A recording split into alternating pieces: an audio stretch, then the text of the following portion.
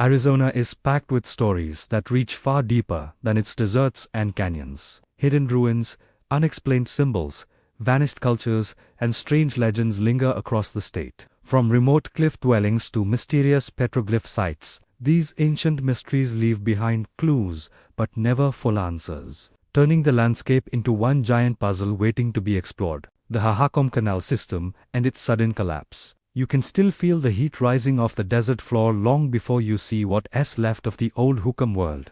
It's the kind of heat that slows your breathing and makes the air shimmer. And for a moment, it helps you imagine how tough life must have been for the people who lived here more than 1,000 years ago. Yet somehow in this dry, unforgiving valley, the Hohokam built one of the most impressive canal systems in ancient North America. When you walk the edges of these old channels today, they look quiet and harmless. But the story behind them is as heavy as the desert sun. It's a story about ambition, knowledge, survival, and the strange and sudden collapse of a civilization that once thrived here. If you stand near a preserved canal bank, you can picture the movement that once filled this place. Picture men and women shaping the earth with stone tools, carving long channels through the valley floor. Picture families carrying baskets of soil, making walls strong enough to guide water for miles. At the height of their world, the Hohok managed to move river water across almost 400 meters of desert terrain. For a moment, that number doesn't feel real. 400 meters. The kind of engineering that makes you stop and rethink everything you thought you knew about ancient people here. Their canals turned a brutal landscape into farmland. Corn, beans, squash, cotton, fields of it stretching across the basin where modern Phoenix stands today. Imagine looking out and seeing a desert changed into a living patchwork of green. The Hohokam didn't just survive in the Sonoran Desert. They reshaped it. They built villages, ball courts, and networks of trade. They created a life that seemed steady, almost permanent. And then after centuries of success, something broke. Trying to understand what happened means walking through the ruins with an open mind. You feel the silence first. It's not the peaceful kind. It's the kind that carries 1,000 questions with no answers. When you look down into a dried canal that once moved water with steady force, you can't help but wonder what the final years of the Hohokam looked like. Did the water flow slower? Did fields start to fail? Did families leave all at once, or slowly drift away? There are theories, of course, many theories. Some say the rivers changed course after heavy floods tore through the valley, leaving the canals damaged beyond repair. Others think long droughts weakened the entire system until it simply couldn't support the population anymore. There are ideas about conflicts, sickness, social pressure, or a combination of all these things happening at once. When you're standing there feeling the grit of the desert wind on your face, every theory feels possible. What makes the mystery even stronger is how quickly their world seems to vanish from the record. Villages that once held hundreds of people show signs of sudden abandonment. Canals that once carried life suddenly go dry. It's like a well-built machine that one day just stops. You can spend hours walking the edges of these canals, trying to picture the last days. Maybe the walls wore down faster than the people could repair them. Maybe water disputes broke trust between communities. Maybe people simply reached a point where the effort to keep everything running no longer matched the return. There's something haunting about that idea. Not tragic, just human. Every civilization reaches a moment when it has to decide whether to fight, change, or move with it. When you stand near the biggest canal lines, you see how much work it took to keep them functioning. It wasn't a simple system. These channels needed constant care. Walls had to be cleared. Water had to be managed. Floods and droughts had to be handled with fast decisions. Even with modern tools, keeping something this large working would be tough. With stone and wood tools, it must have felt like a never-ending bed.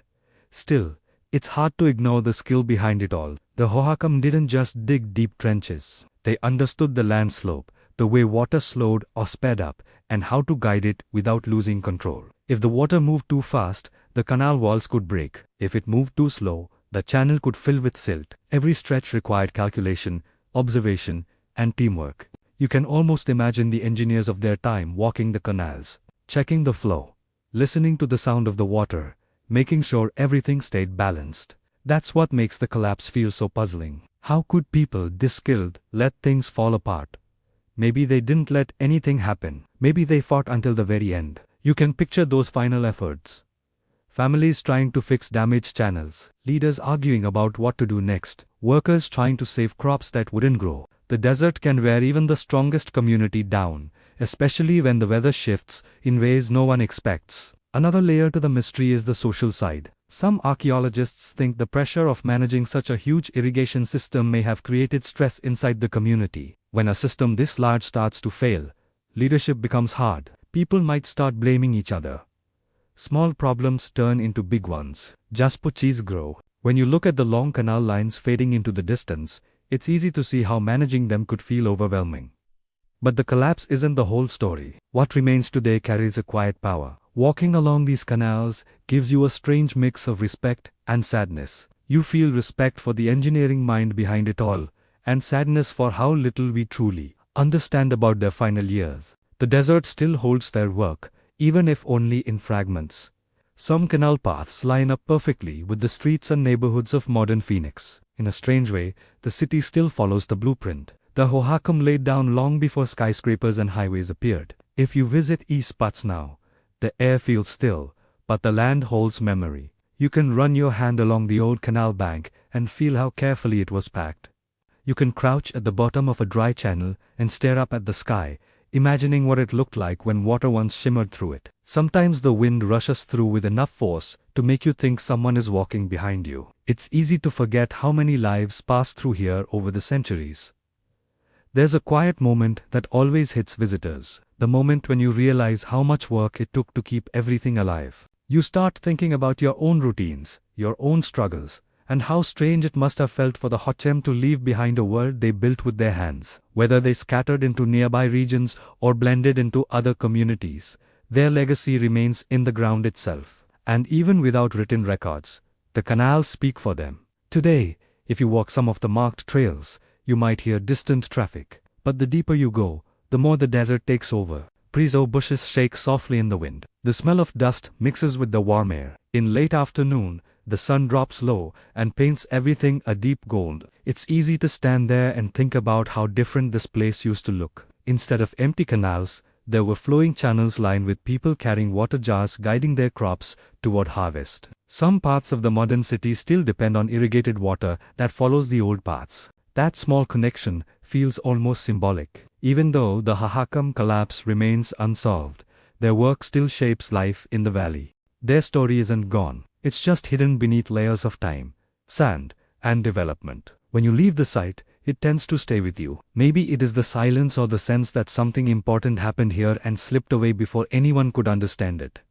You drive back toward the noise of the city, and it's strange to see the modern world rise up around you. Tall buildings, cars, bright lights, everything feels fast and loud compared to the calm desert floor. But if you look closely, you notice that some roads curve in ways that don't seem modern at all. They trace the old canals following the lines of a vanished civilization. That's the lasting mystery. A culture that mastered the desert, built massive waterworks, and thrived for centuries, only to fade so completely that their final moments still sit just out of reach. The Hohokam left behind channels carved through the land, but the reasons behind their ending remain open to interpretation. Maybe that's why this place draws so many people in. The desert doesn't give away answers easily. It makes you slow down, breathe deeply, and use your imagination. What remains is a reminder of how fragile even the strongest systems can be. And when you walk away from those empty canals, you carry a feeling that sits somewhere between wonder and sadness. You can almost hear the faint rush of water that once moved through this valley,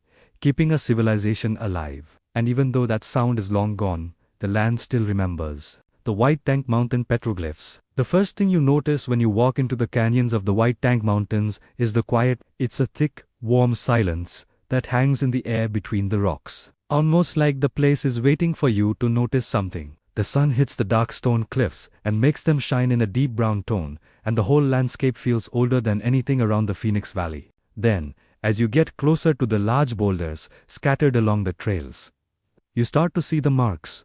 Simple lines at first, shapes that look like scratches, and then you realize they aren't scratches at all. They're messages carved into the stone by people who lived here long before the modern world even existed. The White Tank Mountain petroglyphs have this effect on a lot of people. You don't just look at them. You stop. You stare. You try to imagine the hands that carved them. These carvings come from the Hohokam, the same desert engineers who built the canal system across the valley. But out here in the stillness of the mountains, you feel something different about them. The carvings don't feel practical or technical, they feel personal. They feel spiritual. They feel like someone wanted to leave a piece of themselves behind. Some of the carvings are easy to make out even from a distance. There are spirals, circles, animals, shapes that look like figures, with outstretched arms. Others are harder to understand, almost hidden in the shadows of the rock. You tilt your head and squint, trying to make sense of the older, faded lines. The sun moves, the shadows change, and for a second, the images seem alive. That moment always hits you in a strange way because you start wondering what these symbols meant to the people who made them. Spirals are everywhere. Some think they show water, life, or a journey. Others think they mark a spiritual path or a story about moving between worlds. When you look at them long enough, it's easy to feel like your mind is being pulled inward with the shape, almost like the spiral is guiding you somewhere. Then there are the animal shapes. Bighorn, sheep, lizards, birds. They look simple at first, but the lines are careful and controlled. You can feel the intention in every stroke. One of the most striking things in the White Tank Mountains is how the petroglyphs blend with the land. Some are carved high up on canyon walls, where you wonder how anyone even reached them. Others sit low at ground level, almost inviting you to kneel beside them. When you place your hand near the rock without touching it, you feel how warm it is from the sun. For a moment, you can picture someone doing the same thing hundreds of years ago, preparing to carve a story into the stone. The more time you spend out here, the more questions you start to form. Were these carvings part of a tradition? Did they represent ceremonies, warnings, or maps? Or were some of them simple memories? A birth, a hunt, a celebration. There's no written guide, no legend stone that explains everything. You're left to study the shapes and let your imagination fill the gaps. One of the most fascinating things about these petroglyphs is how long they've survived. The rocks here are made of tough volcanic stone, and the desert climate keeps them preserved far better than you'd expect. Wind, sun, and sand have worn them down, but many are still clear and sharp. When the light hits them right, you can almost feel the presence of the artists. It is strange to think that a carving made with a simple stone tool could last longer than whole cities. Walking deeper into the mountains, you start noticing how the carvings seem to appear in clusters at certain points. Some places feel like gathering spots. There might be a giant boulder surrounded by smaller rocks, almost like a natural meeting area. You look up at the cliff walls and find even more petroglyphs watching over the space. You can imagine people sitting here sharing stories, teaching children, or performing rituals. The setting feels right for that kind of moment. There's a natural echo in some of the canyons, and the shade offers relief from the heat. Then there are carvings that sit far from the main paths, tucked away in narrow cracks and small ledges. You only find them if you explore carefully or go with someone who knows the land well. These hidden carvings feel more private, almost secret. They make you think about personal stories, moments someone wanted to capture quietly away from the crowd. But there's another layer to the White Tank mystery that makes the whole experience even more interesting. Some of the symbols don't match the typical patterns of Hohokam art. A few shapes seem older. A few styles seem different. Some people think this means other groups passed through here over thousands of years. The mountains have always been a natural landmark, and water sources in the canyons would have made this a good place to stop. That means these stones may carry stories from more than one culture stacked on top of each other in time. When you stop at one of the viewpoints that overlook the valley, everything feels bigger. You see the modern city stretching out far below, full of movement and noise. And then you turn back toward the mountains where everything stays still. It's hard not to feel a shift inside you.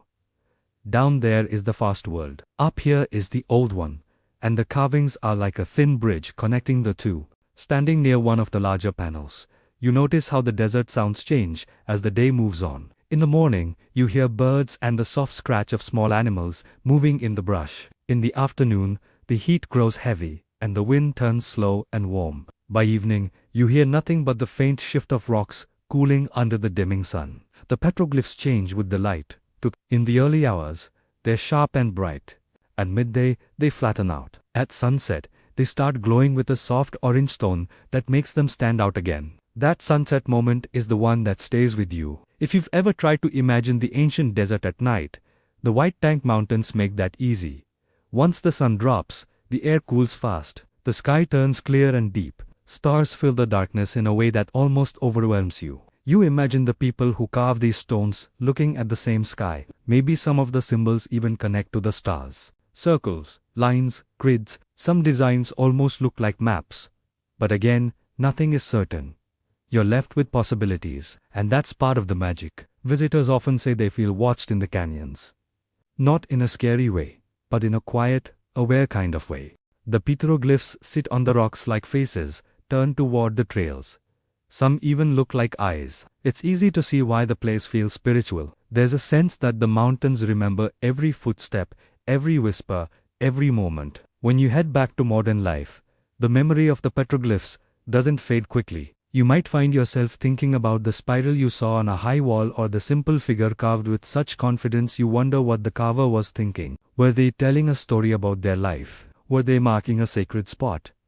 Were they leaving a message for the future? Today, the White Tank Mountains are protected, and visitors are asked not to touch the carvings. Oils from human skin can damage the patina that keeps them visible. So, you stand a little back and take them in with your eyes. That distance almost adds to the mystery. You can't touch the past here. You can only observe it and try to understand it. When you finally step back onto the open trail and look back at the carved rocks, you feel a mix of awe and calm.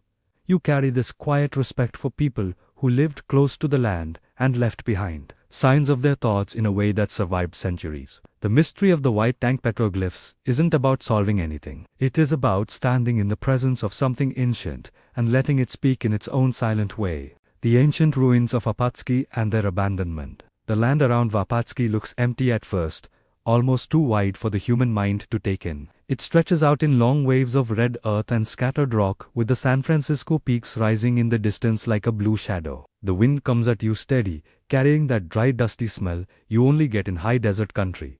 Nothing seems alive at first glance. And that's what makes the sudden sight of the ruins feel so strange. They rise from the ground in sharp angles of redstone, walls still standing after centuries of sun and storms. When you step closer, it hits you that people once lived here, not just a few hundreds. Wupatki doesn't feel like an ordinary ruin. It feels like a place that remembers. You walk toward the main structure and the stones shine in the sunlight like warm embers. The walls look almost too neat, too well shaped, considering the age. They remade from flat slabs of local sandstone with such care that they fit together like pieces of a puzzle. Standing next to them, you can almost picture the hands that lifted each stone. The rhythm of building, the quiet teamwork it must have taken to raise a home out of this lonely landscape. It's strange to think that this place once held a thriving community. Wupatki was filled with families, laughter, meals, stories, and everyday life. Poppy cooked, traded, raised children, planned gatherings, and watched the sky for signs of weather. The land might look harsh now, but at its height, this area made sense as a home.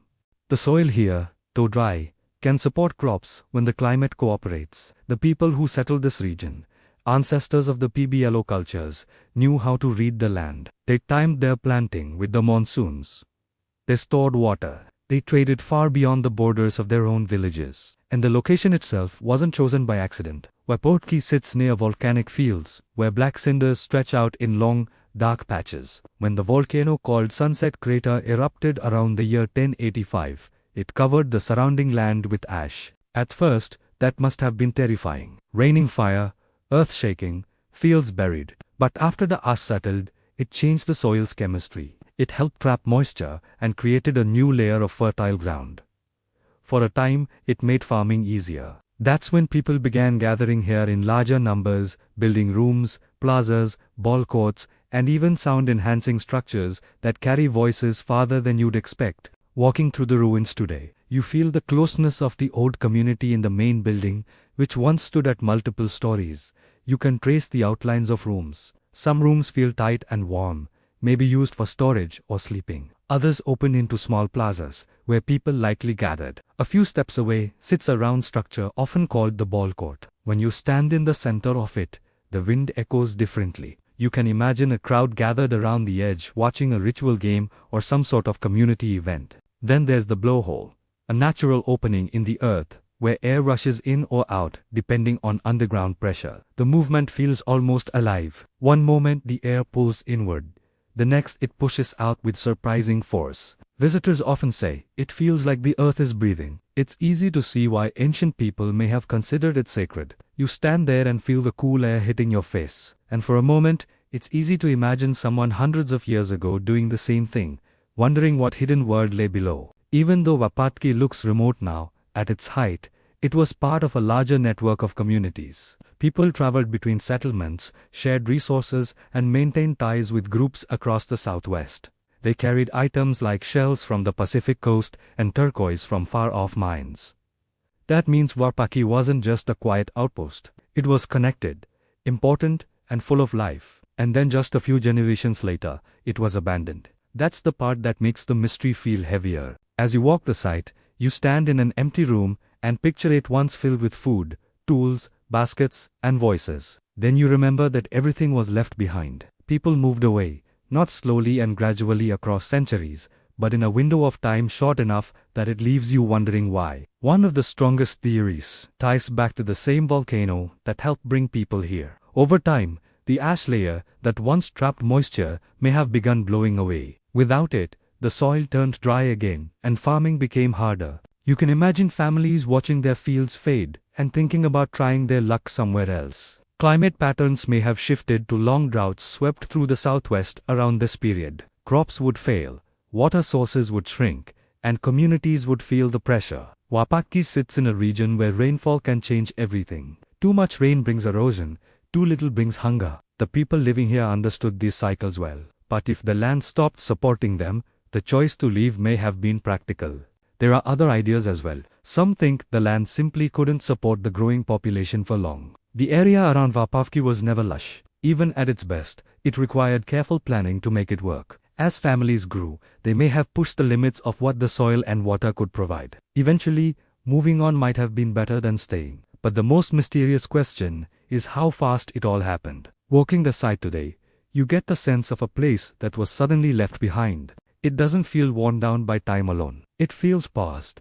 Rooms still show the shape of their old use. The plaza still opens the way it did centuries ago. The steps leading up to the higher levels still carry a sense of direction. If you close your eyes, you can almost hear the footsteps of a community at work. Some visitors say, Wupatki has an emotional presence, almost like the place remembers the people who lived here. You feel it most in the quiet corners where the wind wraps around the stone walls. The structures create natural channels of sound. It's easy to imagine voices traveling across the plaza during a family gathering or an evening meeting. It's also easy to imagine the confusion and concern in the final days. Leaders discussing the future, families packing their belongings, children asking unanswered questions. When you wander deeper into the ruins, you find small rooms that hint at storage, cooking, or making tools. One of the more fascinating things is how the builders used every angle of the environment. Stones were placed to block strong winds. Doorways were shaped to let in the right amount of light. Even the walls were layered in ways that helped with insulation. Nothing about the construction feels rushed. Everything looks thoughtful. That's part of what makes the abandonment feel so strange. These weren't people who built casually.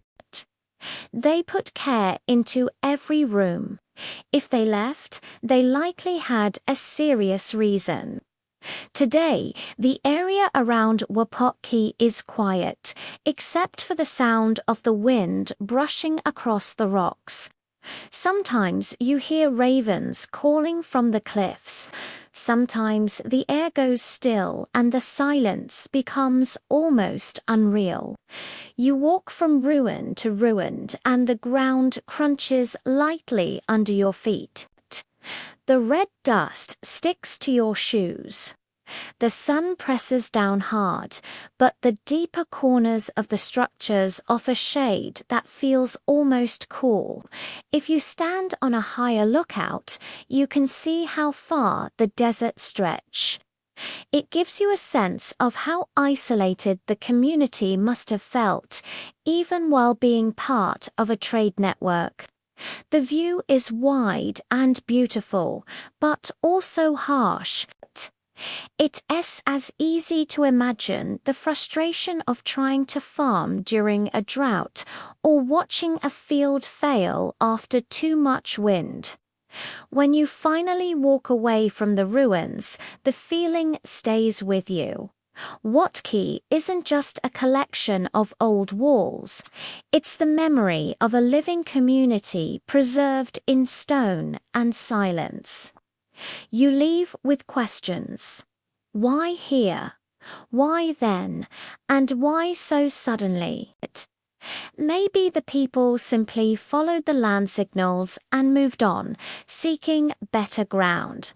Maybe they joined other communities and carried their traditions elsewhere.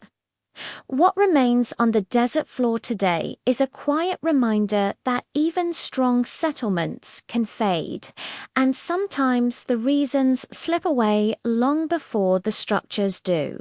Wupatki stands as a place where the past still feels close, where the wind seems to whisper the stories left behind, and where the mystery of abandonment turns a simple ruin into something unforgettable. The Tanto Basin Salado culture disappearance. The first time you stand in the Tanto Basin, the place feels strangely quiet, almost like it's holding something back. The cliffs rise in long broken walls. The river curls through the middle, and scattered across the ridges are the ruins and traces left by the Salado people. They arrived here centuries ago in a landscape that wasn't nearly as empty as it looks today. This basin once carried voices, fires, trade routes, and whole communities built from stone and clay. What makes it so compelling is how suddenly all of that life seems to stop. One of the most resilient cultures in the ancient Southwest simply fades out, leaving behind just enough evidence to show how complex they were, but not enough to explain why they vanished. The Salado weren't a single tribe or single origin group. They were more like a blending of people and traditions. Hohokam influences from the South, Moyun roots from the mountains, and ancestral Ploin ideas filtering in from the north. You see this mix in the pottery styles, in the architecture, in the way they organized their villages on the hillsides overlooking the basin. These weren't isolated farmers. They were connected to a larger world. If you found yourself walking through the basin around the 1300s, you'd see multi-room dwellings, elevated storage areas, and communal spaces that probably acted as gathering points for ceremonies or trade. And then you have the pottery, the famous Salado polychrome, bold reds, crisp whites, deep blacks. The designs feel expressive, almost emotional, like the artists weren't just decorating vessels, but telling stories. These pots traveled far beyond the basin. They show up in excavations across Arizona and New Mexico, a sign that the Salado were part of a thriving network, a culture that produces art that's recognizable, doesn't just vanish without leaving a puzzle behind. And that's exactly what happened here. Around the late 1300s and early 1400s, something changed. Villages were abandoned, cliff dwellings were left empty. Pottery production slowed dramatically, and then, almost like a quiet final note, the Salado presence in the Tanto Basin disappears. Archaeologists argue over what caused it. Drought is always on the list, and there's good evidence for it. Tree rings from surrounding regions show years of poor rainfall. Crops would have failed. Rivers would have shrunk. Living in the basin would have become harder each season. But drought alone doesn't explain everything. Some villages were located near reliable water sources and still emptied out. Something bigger was happening, something that pushed people to leave even the stronger settlements behind. One theory looks at social pressure. The Salado lived at a crossroads between several cultural regions, and when times grew harder, competition could have flared up. You can imagine how tension builds when food is scarce. When the river drops lower each year, when storms don't come, cooperation breaks down, people move towards safer territories. But even that doesn't fully capture the scale of their departure. Another explanation points to migration. During this period, groups from areas farther north were moving into new regions, probably forced out by their own environmental challenges. When new groups enter a fragile landscape, it can shift the balance quickly. Maybe the Salado chose to blend into other communities. Maybe they joined groups with more reliable water. Maybe they were pushed into moving for their own survival. What makes this disappearance so mysterious is how abruptly it seems to happen. There's no single moment that marks the end. It's more like a slow dimming that accelerates suddenly near the end. Villages that had been active for generations go silent. The pottery styles stop appearing. Trade connections fade, and after that, the historical record becomes quiet. If you hike up to the cliff dwellings today, you feel that quiet in a physical way. These structures aren't dramatic in size, but their placement is deliberate. They sit tucked under overhangs or perched against canyon walls, protected from the heat and positioned to watch the basin below. When you stand there, you realize how much life would have passed through these spaces. Children climbing ladders, the smell of corn roasting, the wind curling through the canyon openings. It's hard not to feel that something important happened here, something that left no direct explanation. One of the places that shows this best is the Tanto National Monument. The cliff dwellings, there are some of the most intact Salado structures anywhere in the region. When you walk into the rooms, the ceilings still show soot from ancient fires. The walls still hold the shape of the hands that built them. It's one of those rare spots where the past doesn't feel distant. You can imagine the shift of light through the doorway and the sound of voices echoing off the rock. But even in these well-preserved spaces, the big question hangs in the air. Why did they leave? Some archaeologists think the Salado held a kind of buffer zone role between cultures that were unarmed. Being in the middle became dangerous. If outside pressures grew too strong, leaving might have been the only option. Others think internal stress, political or spiritual, played a part.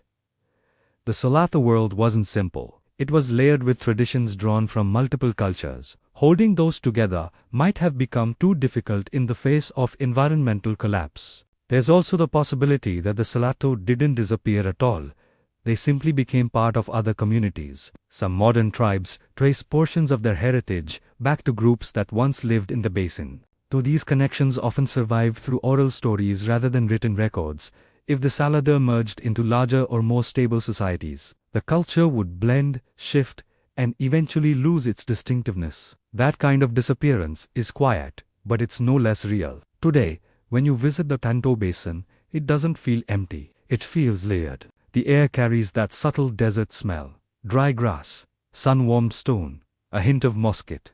The landscape stretches out in soft colors, and if you go during the cooler months, that gentle breeze has a calming quality.